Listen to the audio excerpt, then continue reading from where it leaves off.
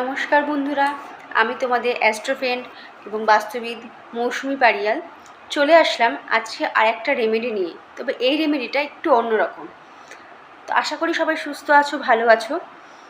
তো অনেক মায়েদের বা বাড়ির লোককে বলতে শোনা যায় বাচ্চা প্রচুর এফোর্ট দেয় কিন্তু সেইভাবে রেজাল্ট পায় না, বা ও প্রচুর পড়ে কিন্তু মনে রাখতে পারে না। তো সেক্ষেত্রে দেখতে হবে সেই বাড়িতে সেই বাচ্চা স্টাডি টেবিল কোথায় আছে। যদি স্টাডি টেবিল কোনো রকমভাবে ইস্ট অফ সাউথ ইস্টে চলে আসে তাহলে জানতে হবে সেখানে কিন্তু বাচ্চা যতই পড়াশুনো করুক না কেন তার ক্যাচিং পাওয়ার কিন্তু কমিয়ে দেবে। সে যতই পড়ুক সে মনে রাখতে পারবে না। তো বন্ধুরা, সেক্ষেত্রে কি করতে হবে? ইস্ট অফ সাউথ ইস্টে যদি স্টাডি টেবিল চলে আসে বাচ্চার, সেটা কিন্তু রাখা যাবে না। ঠিক আছে, সেটা যদি দীর্ঘদিন রাখা হয় তাহলে কিন্তু বাচ্চা যতই এফোর্ট দিক না কেন সে কিন্তু পড়াশুনো মনে রাখতে পারবে না, তার স্মৃতিশক্তি কমে যাবে।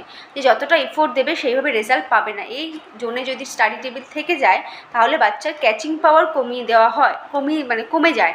একদমই ইস্ট অফ সাউথ ইস্টের স্টাডি টেবিল কিন্তু ভালো না। একটু খেয়াল করে দেখো তো যে এরকম কিছু তোমাদের সাথেও ঘটছে কি না।